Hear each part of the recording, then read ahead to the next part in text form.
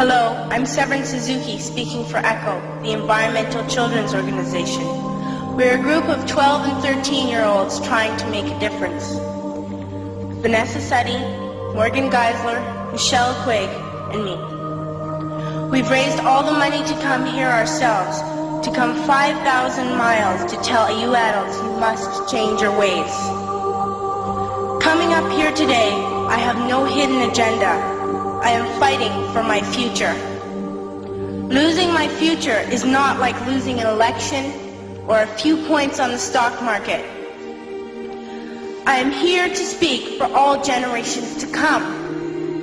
I am here to speak on behalf of the starving children around the world whose cries go unheard.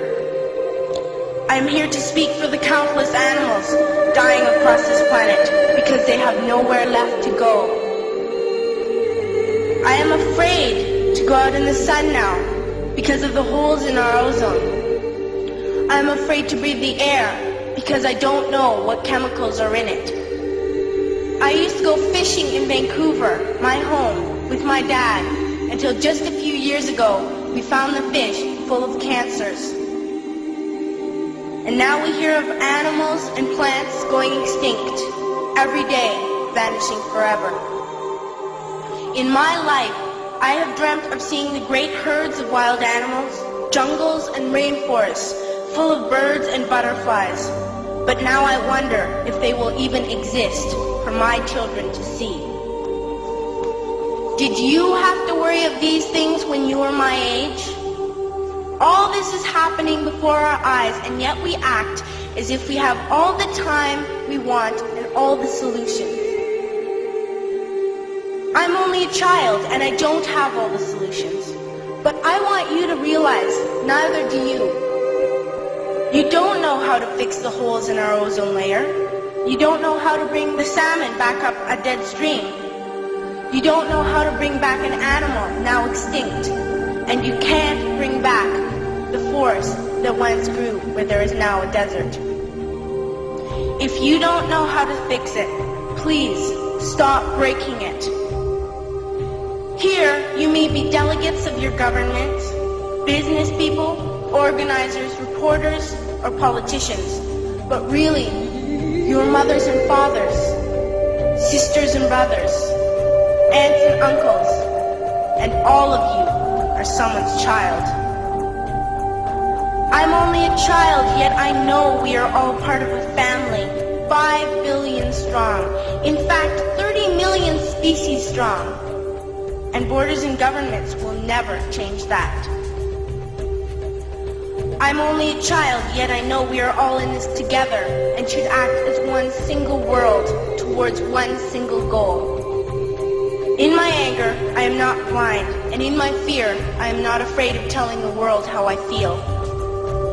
In my country, we make so much waste. We buy and throw away, and yet northern countries will not share with the needy. Even when we have more than enough, we are afraid to share.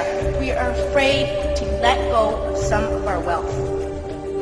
In Canada, we live the privileged life, with plenty of food, water, and shelter. We have watches, bicycles, computers, and television sets. The list could go on for 2 days. 2 days ago, here in Brazil, we were shocked when we spent time with some children living on the streets. This is what one child told us. I wish I was rich.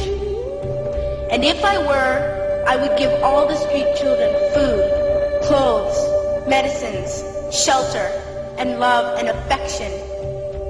If a child on the streets who has nothing is willing to share, why are we who have everything still so greedy? I can't stop thinking that these are children my own age, that it makes a tremendous difference where you are born. That I could be one of those children living in the favelas of Rio.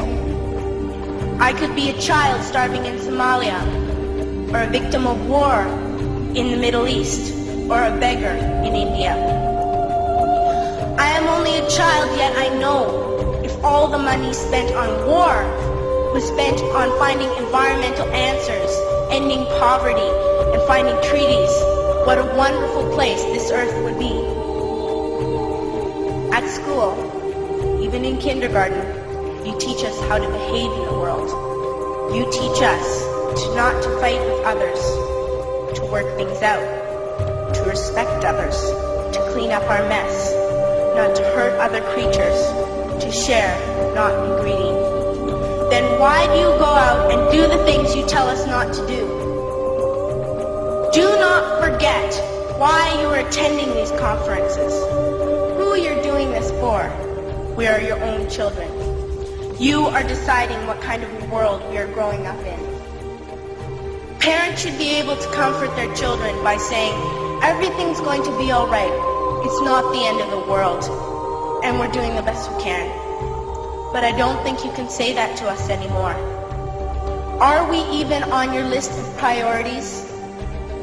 My dad always says, you are what you do, not what you say. Well, what you do makes me cry at night. You grown-ups say you love us, but I challenge you, please, make your actions reflect your words.